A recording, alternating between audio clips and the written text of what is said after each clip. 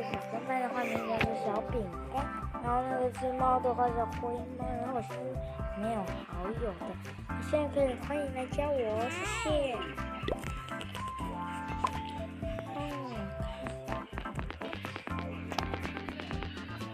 那我也想成那时候我要问大家一件事啊，我在这里买了等等哈，我在这里买了